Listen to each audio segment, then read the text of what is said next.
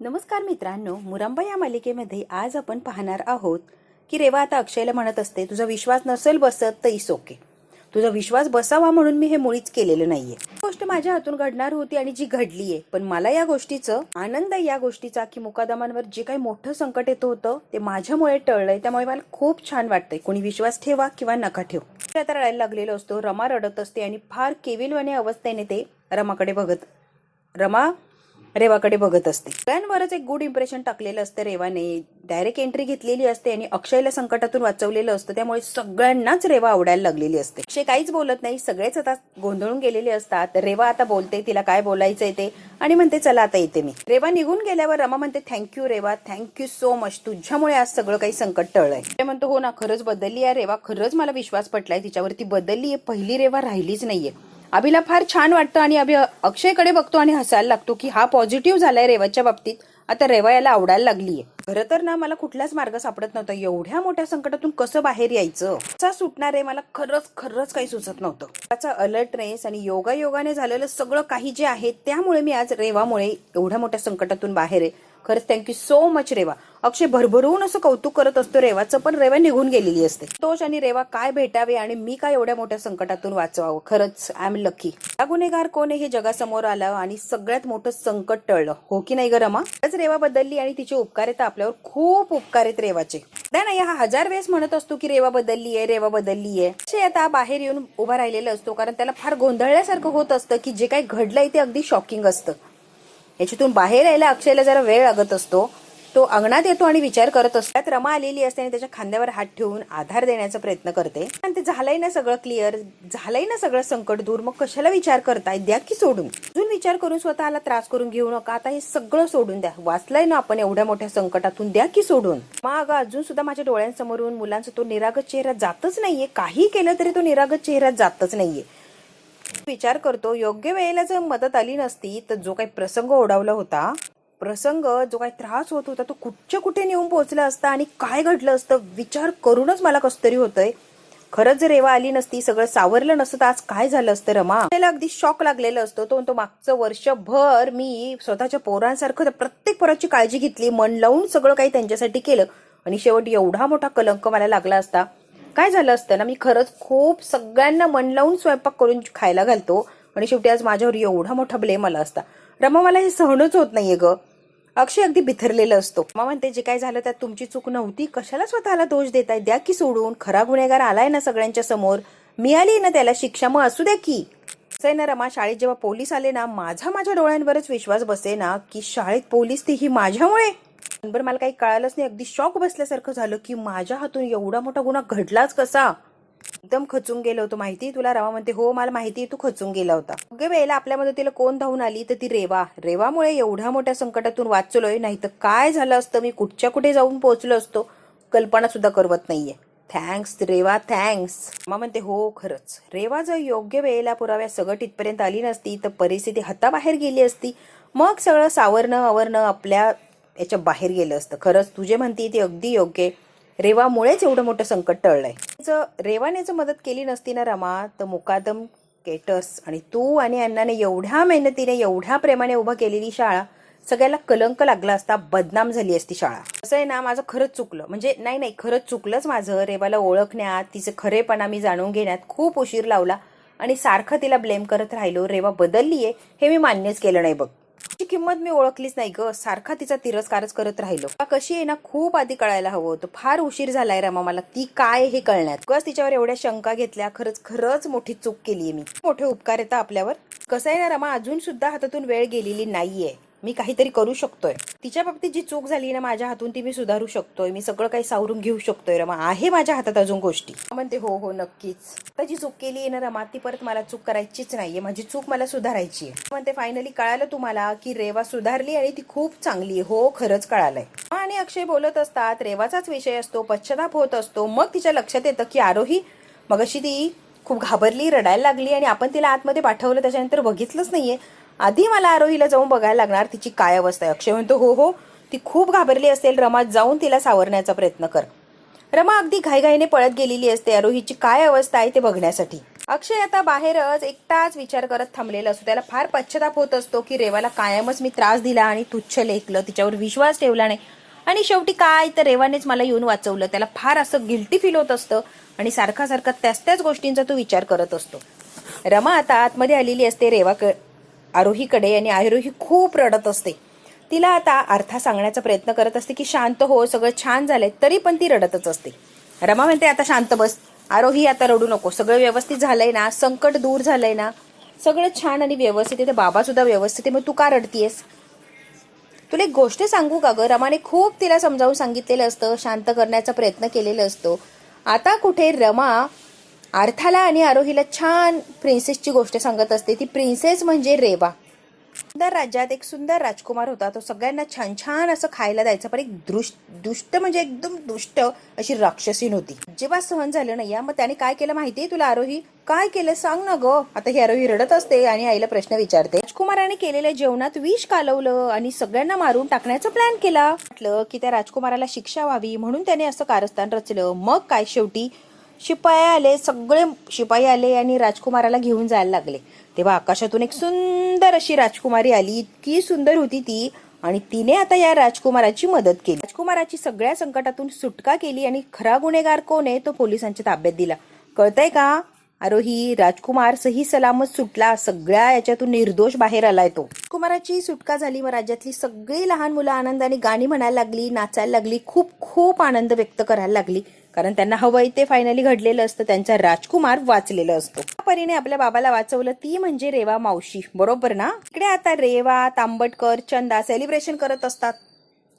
आज खूप खूप छान दिवस आहे आणि मी खूप आनंदी आहे. तुला माहितीये का, मुकादमांच्या सगळ्या घरच्या लोकांना विश्वास पटलाय की मी चांगली आहे, आता मी बदलली आहे, हे त्यांनी एक्सेप्ट केले. सगळ्या लोकांना विश्वास बसलाय माझ्यावर. विशू जुनी रेवा नाहीये, मी बदलली, आता हे सगळ्यांनी एक्सेप्ट केलंय. म्हणते बाईसाहेब आज तर सेलिब्रेशन झालंच पाहिजे. चंदा म्हणते खरंच ना, करायचं आहे ना सेलिब्रेशन? रेवा म्हणते ऑफकोर्स सेलिब्रेशन तर झालंच पाहिजे आणि छोटं मोठं नाही, मोठं असं सेलिब्रेशन झालं पाहिजे, कारण खूप खूप आनंदाचा दिवस आहे. आता चंदा आणि रेवा हे बोलत असते, पण तांबटकरचं कुठेच काही लक्ष नसतं. तो विचारात कुठेतरी अडकलेला असतो आणि फार विचार करत असतो. हे दोघी काय बोलताय, आनंद व्यक्त करताय, त्याचं कशातच काही लक्ष नसतं किंवा मन लागत नसतं. विशू, अरे काय, कुठे हरवलायस? अरे विशू, कुठे हरवलाय तू? अरे बोल की, किती वेळची बोलती तुझ्यासोबत मी. आपण चेअर्स केले पण तुला आनंद झाला असं वाटत नाही. म्हणजे तुझ्याकडे बघून तरी एकंदरीत वाटतंय तुला आनंदच झालेलाच नाहीये. विशू काय झालंय? कसं आनंद झाला की नक्कीच झाला आनंद, असं कसं म्हणतेस तू रेवा डार्लिंग? न आणि जिंकणं हे खेळाच्या मैदानात असतं, बरोबर ना? सगळ्याला रेवा आयुष्याचा खेळ बनवून टाकलायस ग. हे नाती बिती सगळं तू आयुष्याचा खेळ बनवून टाकला आणि तुझ्या पद्धतीने खेळण्याचा प्रयत्न करतीये. मला कळतच नाहीये विशू. 3-4 दिवस बघतीये तू माझ्याशी वेगळाच बोलतोय, वेगळाच वागतोय आणि तुझं बोलण्याचं टोनिंग सुद्धा वेगळंच आहे. नक्की तुला काय झालंय विशू? मला कळेल का? का उखडलायस? उखडल्यासारखं का राहतोय? का बोलतोय माझ्याशी व्यवस्थित नॉर्मल प्रेमाने? काही बोलण्याचा प्रयत्नच करत नाहीये विशू. नक्की तुला काय झालंय? का उखडलायस माझ्यावर?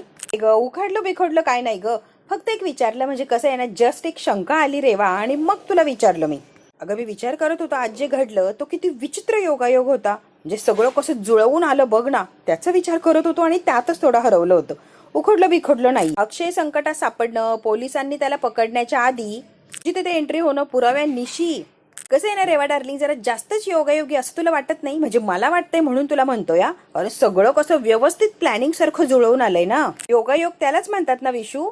जिथे गरज असते बरोबर तिथे वेळेवर आपण हजर होतो. योगायोगाने सगळं घडत जातं, योगायोगाने सगळं सावरलं जातं. यालाच तर योगायोग म्हणतात ना विशू. प्लॅनिंग न करता सगळं योगायोगाने घडलं, हाच तर खरा योगायोग आहे. तुला हा योगायोग वाटत नाहीये, तुला हा प्लॅनिंग वाटतोय का विशू? कसं आहे ना रेवा डार्लिंग, योगायोग हे क्वचित घडले जातात, एखादा अर्धा योगायोग घडतो. तुझं हे सगळंच आल्यापासून सगळेच योगायोगाने घडतंय आणि प्रत्येक वेळेला तू तिथे जाते अगदी टायमिंगला आणि सगळंच काही योगायोगाने सावरते ग. तेव्हा हे सगळं काही वारंवार घडतं आणि परफेक्ट टायमिंगला घडतं, परफेक्ट जसं ठरवलंय तसंच घडतं. त्यावेळेला समजून जायचं रेवा की कुणाचं तरी विशेष असं नियोजन आहे या सगळ्या घटनांमागे. हा योगायोग नाही तर कोणीतरी ठरवून प्लॅनिंग नुसार केलेलं सगळं काही कारनामा आहे असं मला वाटतं. सो रेवा, जे काय असेल ते असेल. तुझ्या आनंदात माझा आनंद आहे. तू आनंदी आहे तर मी सुद्धा आनंदी आहे. I am happy. आनंद तर सेलिब्रेट करताना दिसत नाहीये. विशू तुला नक्की काय म्हणायचंय जरा सांगतोस का? ती क्रॉस चेक करायला लागलाय का? म्हणजे तुला शंका येते का माझ्यावर? एक्झॅक्टली तुला काय वाटतंय ना विशू? तू एकदाच बोलूनच टाक, असं मनातल्या मनात ठेवू नकोस. क्रॉस चेक वगैरे कशाला करेल मी फक्त कुतूहल कुठे काय कसं घडलं आणि योगायोगाने घडलं त्याचा विचार करतोय. या गोष्टीचा प्रॉब्लेम आहे. प्रत्येक वेळेला मी तिथे कशी हजर होते. सपोज आरोहीची जी किडनॅपिंग झाली त्या वेळेला जर मी तिथे वेळेत पोहोचले नसते, तोच्या संशयास्पद वागण्याची मला जरी शंका आली नसती तर गोष्टी झाल्याच नसत्या माझ्या हातून. विशू ते होते, सगळ्या गोष्टी जुळून आल्या, सगळ्या गोष्टी सावरल्या, योग्य पद्धतीने ते आहे तशाच राहिल्या. यात माझा काय दोष आहे विशू? का छे मी कशाला शंका घ्यायला लागलोय? कशाला उगाच काय विचार करती तू? शंका वगैरे काहीच नाहीये. जस्ट मला जे थिंकिंग झालं ते तुला बोलून दाखवलं. मदत करू शकत नाही तुझ्यावर शंका बिंका काय नाही ग बाई. मला कळतंय, मला जाणवतंय विशू कसा वागतोय, काय बोलतोय माझ्याबरोबर, सगळं मला कळतंय बरं. सध्या मला सेलिब्रेशन करायचंय, मला आनंद साजरा करायचाय. तू माझ्याशी काय वागतो याच्याकडे मला लक्ष द्यायचंच नाहीये. येस, परत त्यांनी दारूचे ग्लास हातात घेतलेले असतात आणि चेअर्स करून सेलिब्रेशन करतात. चंदा हा सगळा तमाशा बघत असते. चंदालाही फार राग येत असतो की हा विशू कसली शंका घेतोय रेवावर. मधला हे जे काय चाललंय रेवाचं वागणं बोलणं ते खटकलेलं असतं, त्याला अजिबात ते आवडलेलं नसतं. डोळ्यात पाणी आलेलं असतं कारण तिची चोरी आता तो पकडायला लागलेला असतो आणि कुठून तरी नाटकं करून तिला या सगळ्यातून बाहेर पडायचं असतं. म्हणून फार वाईट वाटलंय. डोळ्यात पाणी वगैरे आणून सिंपती मिळवण्याचा प्रयत्न करत असते ही रेवा. इकडे आता हॉलमध्ये अभि आजी असते आणि मयुरीने आजीला पाणी आणून दिलेलं असतं. आजी जरा विचारामध्ये अडकलेली असते. त्यांनी आता हॉस्पिटलमध्ये फोन लावून सगळी चौकशी केलेली असते आणि थँक्यू डॉक्टर असं म्हणून आता फोन बंद करतो आनंद. अक्षय रमाला आवाज द्यायला लागलेला असतो. मोठमोठ्याने दोघांनाही बोलवतो. अरे काय झालंय, काय एवढं ओरडतोय त्यांना? अक्षय आलेला असतो. आनंद म्हणतो बरं झाला आला. ए रमा कुठे गेली रे? ए रमा अगं ये ना बाहेर. अक्षय आता आजीकडे बघायला लागलेला असतो की हा एवढ्या घाईघाईने का बोलवलंय आम्हाला? सांग ना काय झालंय? आनंद भीती वाटायला लागली. अगं सांगतो सुद्धा आलेली असते. रमा अक्षय तुम्हाला फार महत्वाची गोष्ट सांगायची आहे. जस्ट हॉस्पिटलमध्येच फोन चाललेला होता. सगळी मुलं व्यवस्थित आणि सुखरूप आहे, कोणाला काहीही झालेलं नाहीये. एकदम नॉर्मल कंडिशनला सगळी मुलं आली आहेत. आणि अक्षयला इतकं छान वाटलेलं असतं की सगळे सुखरूप आहेत मुलं आणि काहीही कोणाला इजा झालेली नाहीये. फार छान वाटतं आणि रिलॅक्स फील करतात. सारखं काही एक कारण नाहीये, सगळं छान आहे, सगळ्यांना छान वाटलेलं असतं. हा संकट अगदी इथपर्यंत आलं होतं, परतून लावलं. खरंच खूप छान वाटतंय. आनंद म्हणतो खरंय आजी, काळ आला होता पण वेळ आली नव्हती असं म्हणतात ना, ते अगदी खरं. या खूप मोठ्या संकटातून अगदी जवळून आपण वाचलोय. म्हणतो तुला लिटरली सांगतोय अक्षय, डोक्यावरचं खूप मोठं ओझं गेल्यासारखं वाटतंय बघ. इतकं टेन्शन आलं होतं, इतका मोठा भार होता डोक्यावर की बस. म्हणते हो रे, खरंच खूप छान झालं. पण हे सगळं कुणामुळे शक्य झालं हे विसरता येणार नाहीये आणि विसरायचं सुद्धा नाहीये आपल्याला. नाही म्हणजे मुकादमांची इज्जत फक्त आणि फक्त रेवामुळे वाचली, नाही तर चव्हाट्यावर आली असते. रेवा संकटाच्या वेळेला धावून आली आणि सगळं काही छान आणि आपल्याला हवंय तसं झालंय. मी आता मध्येच बोलतो, मला या गोष्टीचं बरं वाटतंय किंवा छान वाटतंय की उशिरा का होईना पण अक्षयला रेवा बदललीये हे रिअलाइज झालंय आणि रेवावर अक्षय विश्वास ठेवायला लागलाय. त्याला हे पटलंय की रेवा बदललीये. अक्षयला लगेच तो प्रसंग आठवलेला असतो की मी रेवा विश्वनाथ तांबटकर अण्णांच्या प्रॉपर्टीवर जो काही अधिकार गाजवलाय तो सगळं काही मागं घेते आणि तुमची प्रॉपर्टी तुम्हाला सगळी मोकळी करून देते. हक्क मी काढून घेते आणि तुम्हाला सगळ्यांना फ्री करतेय. ही केस मागे घेतेय. हे सगळे बोलणं, हा सगळा प्रसंग अक्षयला अगदी जसाच्या तसा आठवत असतो. अक्षय रमा अनंत सगळे चर्चा करत असतात आणि सगळ्यांना ऑलरेडी रेवाने घोळ्यात घेतलेलं असतं. फक्त बाकी होता अक्षय, त्याला सुद्धा रेवाने घोळ्यात घेतलेलं असतं आणि तिला हवंय ते बरोबर ते आता मिळवणार असते. फार कौतुक चाललेलं असतं मुकादमांच्या घरात रेवाचं. अक्षयला दुसरा प्रसंग सुद्धा आठवलेला असतो. आरोहीला जेव्हा किडनॅप केलं तेव्हा कसं संकटाच्या वेळेला बरोबर ऑन दी स्पॉट ही रेवा तिथे धावून गेली आणि सगळ्या याच्यातून माझ्या आरोहीला सुखरूप वाचवलं या रेवाने. तो सुद्धा प्रसंग अक्षयला अगदी आठवत असतो. तेव्हा आरोही बाहेर आलेली असते आणि मला एका आंटींनी वाचवलं असं सांगितलेलं असतं. ते सगळं काही आठवत असतं. गुंडांची फाईट केली आणि मला वाचवले बघ ती आंटी. आणि जेव्हा समोर आलेली असते रेवा, अगदी रक्त वगैरे हाताला लागलेलं असतं, हातामध्ये तिच्या गन असते. तो सगळा प्रसंग आठवत असतो अक्षयला. त्यानंतरचा तिसरा प्रसंग आठवत असतो की तिने तिच्या रिसॉर्टचं काम चालू केलेलं असतं, कंस्ट्रक्शन चालू केलेलं असतं आणि त्याच्यावर सगळ्यावर देखरेख करायला तिने कामाला लावलेलं असतं ते अभिला. म्हणजे सगळ्यांचीच आयुष्य एक करून मार्गी लावलेली असतात. ते रेवाने अगदी देवदूतासारखी धावून आलेली असते आणि प्रत्येक वेळेला प्रत्येक संकटातून मुकादमांना वाचवलेलं असतं, मदत केलेली असते. हे सगळे प्रसंग आता जणू काही सगळ्यांनाच आठवत असतात. म्हणजे हो ना, सगळं केलंय तिने, किती काय केलंय आपल्यासाठी. आणि मला तिला नीट थँक्यू सुद्धा म्हणता आलं नाही. इतकी गडबड आणि इतकी गोंधळ झाला होता की बिचारी तशीच निघून गेली. खरंच तिला थँक्यू म्हणायला हवंय ना. म्हणते आज देवदूतासारखी धावून आली. ती जर आज धावून येत नव्हती तर भयानक असा प्रसंग आपल्या पुढे ओढावला असता. देवदूत बनूनच ती धावून आली. म्हणते मला असं वाटतंय आज रात्री आपण तिला जेवायला बोलवायचं का, म्हणजे थँक्स म्हणता येईल, गप्पाही मारता येईल आणि तिला जरा बरंही वाटेल की आपण सगळ्यांनी तिच्यावर विश्वास टाकलाय. तुम्हाला कसं वाटतंय, बोलवायचंय का रेवाला आज जेवायला? म्हणते हो नक्कीच जेवायला बोलवायलाच पाहिजे, म्हणजे तिला थँक्स तर म्हटलंच पाहिजे ना. ते म्हणतो उत्तम आयडिया, एक नंबर, मी स्वतः तिच्यासाठी जेवण बनवणार आहे. म्हणतो मी एक काम करतो, मीच तिला बोलवतो की मी स्वतः तिला फोन लावतो आणि जेवणासाठी इन्व्हाइट करतो. घरातल्या सगळ्यांनाच फार छान वाटलेलं असतं की अक्षय स्वतःच्या तोंडाने कबूल करतोय की मी तिला जेवायला इन्व्हाइट करतो आणि तिच्यासाठी मी स्वतः जेवण बनवणार आहे. म्हणतो अरे वा अक्षय, काय रे, अरे रेवाबद्दलची ही आपुलकी, हे प्रेम बघून खूप खूप छान वाटतंय बरं का, म्हणजे खरंच छान वाटतंय मला अक्षय. सगळे हसत असतात आणि अक्षय सुद्धा हा विषय अगदी हसण्यावारीच नेतो, रिलॅक्स. आता अक्षयकडे बघतच राहिलेली त्याच्यात झालेला हा बदल. नाही तिला ओळखायला चुकलो मी, खरं तर खूप वेळ लागला तिला ओळखायला, ती कशी आहे काय हे जाणून घ्यायला. मुळात ती बदलली आहे हे एक्सेप्टच करायला मला फार वेळ लागला, पण आता कळालंय की ती बदलली आहे. हरकत नाहीये, उशिरा का होईना कळालंय ना. आता मी चूक सुधारणार आहे आणि चांगलं वागणार आहे. तिच्यावर मी विश्वास ठेवला हे तिला दाखवून द्यायचंय मला, आणि मी तिला माफ केलं हे मला तिला दाखवायचंच आहे. अक्षयच्या या बोलण्यावर सगळ्या घरातल्या लोकांना आनंद झालेला असतो आणि आनंदाचं वातावरण अक्षयच्या घरात असतं. एवढं मोठ्या संकटातून तो वाचलेला असतो आणि तेही रेवाने वाचवले, त्यामुळे कमाल झालेली असते. मात्र मला सगळं व्यवस्थित करायचंय. आता माझ्या हातून कोणतीही चूक होतं का म्हणजे ताबडतोब फोन कर, बोलावून घे तिला, कर तिच्यासाठी तुझ्या आवडीचं जेवण, लाव तिला फोन, म्हण तिला थँक्स. म्हणते मी लावते की फोन.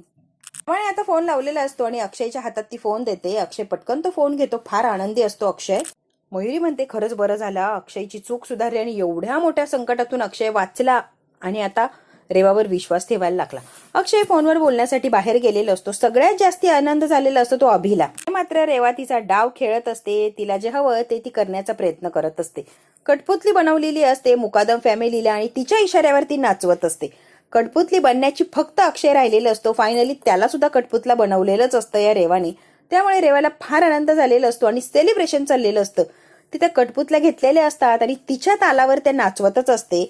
तेवढ्यात काय आता रेवाचा फोन वाजतो. अक्षय, मी जे ठरवते ते मी करते म्हणजे करतेच, माझं टार्गेट मी पकडतेच. ठरवलं होतं मी अक्षयला माझ्या इशाऱ्यावर नाचवणार. सगळे मुकादम नाचवून झाले, फक्त अक्षय होता. आता बघ तुला मी कसं माझ्या इशाऱ्यांवर नाचवते. बाहुल्याकडे बघते, त्याला अक्षयचा फोटो लावलेला असतो. म्हणजे तुझ्या बायकोचा फोन आहे बरं, बराच वेळचा वाचतोय. रमा बोल ना ग. ए रेवा, रमा नाही ग, मी अक्षय बोलतोय. बोल की अक्षय. रेवा, शाळेमध्ये जे काही झालं त्यानंतर तू आम्हाला जी काही मदत केली आहे, थँक्यू सो मच. म्हणजे तुझे मानावे तितके आभार कमी आहेत. तू जर आज आली नसती तर आज काय अवस्था असती माझी किंवा मुकादम फॅमिलीची कल्पनाच करवत नाहीये. पण थँक्स रेवा, तू आलीस आणि मला सगळ्या संकटातून बाहेर काढलंस. खूप उपकार आहेत ग आमच्यावर. अक्षय काय आहे, आणि हो आय एम रिअली सॉरी, तुला ओळखू शकलो नाही. तुला ओळखण्यात मी फार उशीर केला आणि चूकच केली असं म्हणायला काहीच हरकत नाहीये रेवा. खरंच सॉरी. मला माझी चूक सुधारण्याची एक संधी देशील का ग रेवा? अक्षय असं काय बोलतोय तू? अक्षय आज रात्री आमच्याकडे जेवायला येणार रेवा प्लीज. अक्षय डायरेक्ट बोलून टाकतो रेवाला की आमच्याकडे जेवायला ये. त्याची काहीच गरज नाहीये, कशालाही फॉर्मॅलिटीज करतोय अक्षय. नको, कर्तव्य पार पाडलं बस. नाही कर्तव्य नाही, तू जेवायला येतेस. मला माझं कर्तव्य पार पाडू दे रेवा प्लीज, जेवायला ये. तू आणि तांबटकर दोघेही जोडीने जेवायला येत आहे संध्याकाळी. मी काहीच ऐकत नाहीये, फक्त तुमची वाट बघतोय संध्याकाळी जेवणासाठी. दोघांचे सुद्धा आभार मानायचे. बापरे, हे आभार वगैरे काय अक्षय? सगळ्यात महत्वाचं स्वतः अक्षय मुकादमाला इन्व्हाइट करतोय म्हटल्यावर काय, आता ही फोनवर बोलतीये तेच चंदयन उभी राहिलेली असते. पुण्यात असल्यासारखं वाटतं या. अगं रेवा नाही, मी खरंच तुला बोलवतोय. सगळं जुनं विसरायचे आणि नव्याने सुरुवात करायची. त्यामुळे सगळ्या गोष्टी मागं टाकूया रेवा. जुन्या जखमा, जुन्या चुका सगळंच आपण मागं टाकूया प्लीज रेवा. आम्हाला मदतच एवढी केली आहे की ती परतफेड मी करू शकत नाहीये रेवा. त्यामुळे प्लीज एवढी तरी संधी दे मला थँक्स म्हणण्याची. जेवायला ये तू आणि तांबटकर. खूप उपकार आहेत ग आमच्यावर रेवा, खूप उपकार आहेत. सगळं विसरू आणि नव्याने सुरुवात करूया.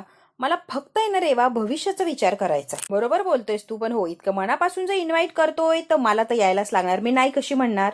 मी नक्की संध्याकाळी तुझ्याकडे जेवण्यासाठी येणार आहे अक्षय, डोंट वरी.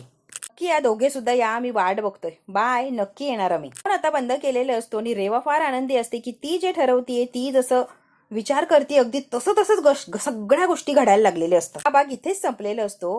पुढच्या भागात काय होणार आहे आपण अगदी थोडक्यात बघूया. रेवा आता जेवायला आलेली असते, जेवण वगैरे सगळं झालेलं असतं आणि रेवा आता अक्षयला एक ऑफर देते. विशूचा एक मित्र आहे आणि त्याच्याकडे फार मोठा असा इव्हेंट होणार आहे आणि त्या इव्हेंटसाठी ड्रिंक करशील? अक्षय म्हणतो नक्की करेल मी, बिनधास्त मी करणार, म्हणजे करणार आणि अगदी परफेक्ट. हो, त्यांची एक अट सुद्धा आहे. आता हे बघ, काम घेतोय म्हटल्यावर अटी तर असणारच ना रेवा, त्यात काही वादच नाही. असू दे अटी, नियम आलेत आणि मला ते पाळायलाच लागणार आहे, बरोबर आहे की नाही. आता त्या तांबडकरचा जो मित्र असतो त्याने 3 लाखांचा चेक दिलेला असतो अक्षयला. ऑर्डर अगदी वेळेत पूर्ण झाली पाहिजे आणि जरा सुद्धा कामात कसरी नकोय. आम्हाला व्यवस्थित सगळं जेवण आलं पाहिजे. आम्हाला हवी आहे तशीच टेस्ट आणि तसंच परफेक्ट असं जेवण आम्हाला द्यायचंय. आता अक्षयने तो 3 लाखांचा चेक हातात घेतलेला असतो आणि त्याला फार छान वाटतं की एवढी मोठी ऑर्डर, कामात वेळेत जर काही कसूर झाली तर तुम्हाला 10 लाखांची भरपाई द्यायला लागणार आहे. डोंट वरी, तुम्ही अजिबात काही काळजी करू नका. अक्षय फार बिनधास्त सांगत असतो, तुमचं ऑर्डर वेळेतच पोहोचणार आणि तुम्हाला अपेक्षापेक्षाही सुंदर टेस्ट देणार मी, हा अक्षयचा शब्द आहे. कामात कुठेच काही गडबड होणार नाही. अक्षय त्या माणसाची बोलत असतो. रेवा आता अक्षयकडे बघून मनातल्या मनात म्हणत असते, अक्षय बरोबर माझ्या प्लॅन प्रमाणे वागतोय आणि माझ्या जाळ्यात अडकायला लागलाय तू. या रमाला पूर्ण जगासमोर माझ्या पायावर जर नाक घासायला लावलं नाही तर मी रेवा नाव लावणार नाही. तू बघ अक्षय, कसं मी माझ्या पायाजवळ नाक घासायला लावते या तुझ्या रमाला. अक्षय बघतच राहा. बघू आता रेवा काय आणि कसं कारस्थान करणार आणि बिचाऱ्या रमाला तिच्या जाळ्यात अडकवणार. अक्षयने एवढी मोठी ऑर्डर तर घेतलेली असते आणि सगळ्यात महत्वाचं म्हणजे त्यांनी अगदी विश्वास दाखवलेला असतो या रेवावर. आता विश्वास दाखवला म्हणल्यावर विश्वासघात तर रेवा करणारच. बघू कसा आणि काय विश्वासघात करते आणि काय काय मुकादमांना भोगायला लावते. हे बघायचं असेल तर बघायला लागणार पुढचा भाग. हा भाग इथेच संपतो. व्हिडिओ आवडल्यास लाईक, शेअर, सबस्क्राईब नक्की करा. धन्यवाद मित्रांनो.